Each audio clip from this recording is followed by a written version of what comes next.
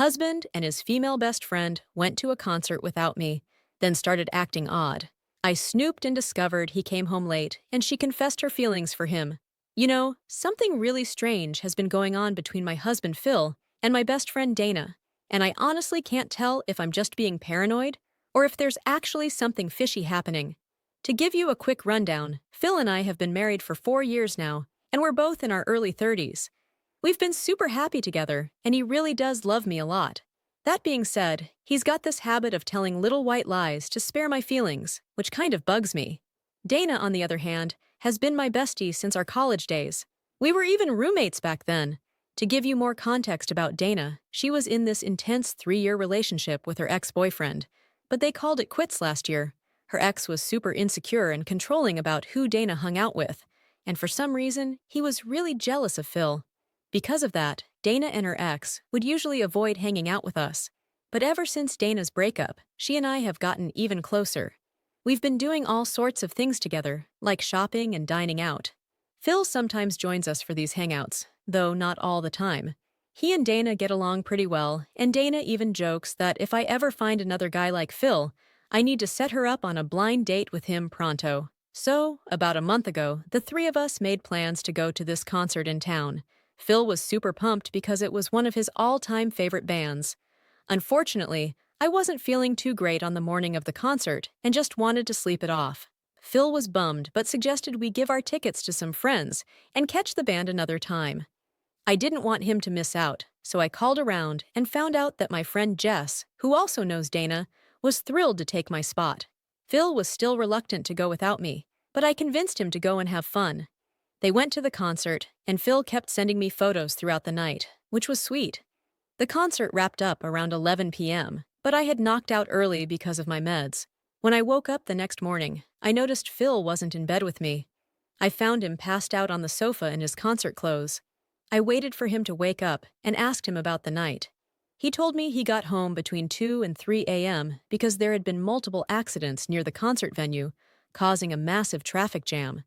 He said he dropped Dana off at her place and then came straight home. When I asked why he crashed on the sofa, he said he didn't want to disturb me and was just too tired to change out of his clothes. He even had glitter on his clothes, but he explained it was from dancing at the concert, and then he just crashed right away. Both Phil's story and Dana's confirmation seemed legit at the time. But that's when things started getting weird. Phil stopped joining me whenever I hung out with Dana, coming up with the lamest excuses to not tag along. He also became kind of distant, spending more time in his home office, playing video games late into the night, instead of cuddling up in bed with me. About 2 weeks ago, I invited Dana over for drinks after a shopping trip, but she also started making up excuses to avoid coming to our place. She hasn't been over since that night. The only time Phil and Dana have seen each other recently was at a house party at one of our friends' places, and I couldn't help but notice how they were both avoiding each other. I brought it up with Phil and asked why he was dodging Dana, but he insisted it was all in my head.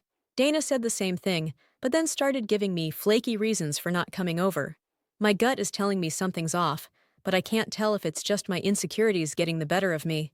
I've even gone through Phil's phone multiple times. I know, not cool. But the messages between him and Dana are practically non-existent, especially since that night. I feel like something must have happened between them, and they're both just dodging my questions about their weird behavior. Am I just jumping to conclusions here? I really don't want to come off as insecure, but it's eating me up inside. In the comments, when someone suggested that maybe Dana has always had a thing for Phil and something might have gone down during the concert, I thought about confronting them both for the truth. But then I worry that if I'm wrong, it could ruin my friendship with Dana and make Phil upset for accusing him of something so serious. Another commenter suggested talking to Jess to see if she noticed anything off, which I did, but I didn't directly ask her about any suspicious behavior. Jess just mentioned they all had a good time, and she took the train home, leaving Phil and Dana to head to the parking lot together after the concert. At the end of the day, I'm left feeling really uneasy about Phil coming home so late that night, sleeping on the sofa for the first time in years, and all that glitter everywhere. It all just feels too suspicious. So the next day, I find myself in his car, where Dana was probably sitting. My brain just goes into overdrive, overthinking everything. Maybe it's nothing. but I just can't figure out a way to bring up the topic without sounding totally nuts or accusatory. Oh, and someone named Narwhal 834 asked if the glitter was on his clothes or actually on his skin under his clothes. Well, it was on his clothes and arms, so I think they might have hugged or something. He did shower afterward, so who knows if it was anywhere else. Quick update. I posted last week about my husband, Phil, and my best friend Dana acting all weird and avoiding each other after they went to a concert together last month. Seriously, huge thanks to everyone who supported me and helped with my tech questions. Sorry for the long post, but I finally confronted Phil and Dana to figure out what really went down. Last Friday night, I managed to get a hold of Phil's phone. I didn't have enough time to find any deleted messages, but thanks to someone's suggestion, I opened his camera gallery and checked out the photos he took that night. One thing that stood out was Dana's outfit. She was in a white shirt and denim shorts at the concert, which was outside. She took off her shirt at some point and was just wearing this blue bikini top with glittery fake tattoos on her shoulder and back. By the end of the night, she had put her shirt back on.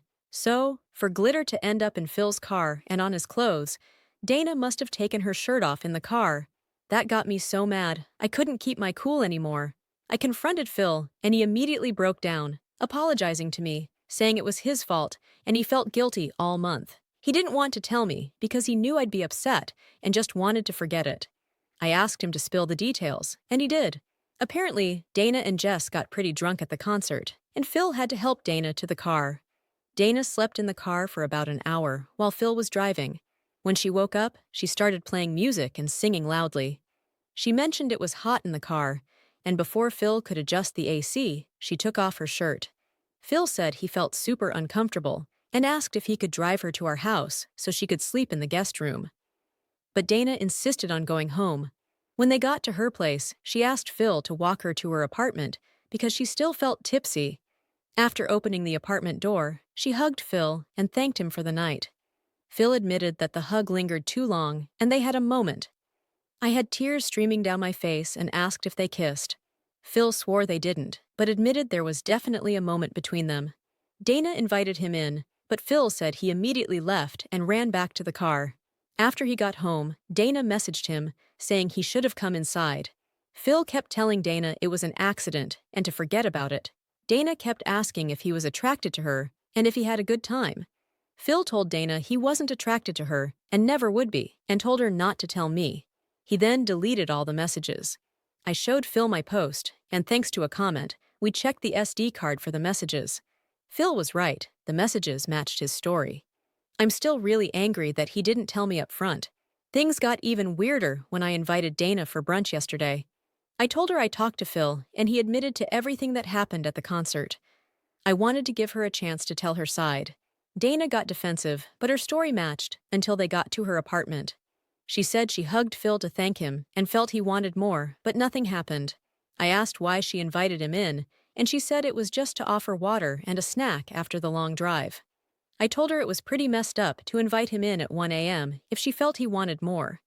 Dana accused me of being jealous and crazy. We started arguing, and she blurted out that she wasn't the one getting aroused during the hug. I told her she's never seeing Phil again and our friendship is over. Dana shouted that Phil loves her and doesn't act on it because of me. She went on about how I don't deserve him and complained about how I treat him. She even said she could make Phil happier, and he's starting to realize it. At that point, I just walked away to avoid more drama. I talked to Phil that night, and he confirmed he did get aroused during the hug, but insisted it doesn't mean he has feelings for Dana. He said he's very happy being married to me. Phil is super important to me, and I want to keep it that way forever. Honestly, even though I know nothing happened between him and Dana, it's been really tough to wrap my head around everything. I'm pretty mad at Phil for hugging Dana in the middle of the night, especially when she wasn't wearing much. Like, seriously, he should know better. But at the same time, I feel kinda lousy, because I had no clue my best friend had a thing for my husband, and I'm the one who encouraged them to go to the concert together. Winterfront 1431 commented, saying I should totally call Dana out, and maybe even change both our numbers. They suggested not letting this go with Phil since he hid it from me, let me hang out with Dana, had a moment with her, whatever that even means, and then kept lying to me about it. They think I should push for marriage counseling to rebuild trust. I made it super clear to Phil how upset this makes me. I mean, he should have told me everything from the start, especially when Dana took off her shirt in his car like, huge red flag. Instead, he played this weird game with her. Writing __romance thinks Phil's reluctance to go to the concert might mean this isn't the first time Dana put him in a weird spot. Phil claims she never acted like this before. But then again, he's only hung out with her when I was around. I'm glad we figured it out, but honestly, this whole situation really freaked me out. Usually I can look at these things objectively, but my gut was screaming that something was off. Dana was like a sister to me for years, and it sucks so much that she would do this. Leaks_G chimed in, saying Phil shouldn't get off the hook because he made a bunch of bad decisions that night, and we need to work on our relationship since real friends wouldn't hurt you like Dana did. I'm not letting Phil off easy. He has a habit of hiding stuff to protect my feelings, but it just ends up causing more problems. Now, on to the next story. My son broke my dad's favorite vase, and it's turned into a whole thing. I've offered to replace it multiple times, but he keeps refusing. Instead, he just keeps complaining and even called my son names. So backstory? When I was a teenager, my dad bought this big glass vase and filled it with wine corks.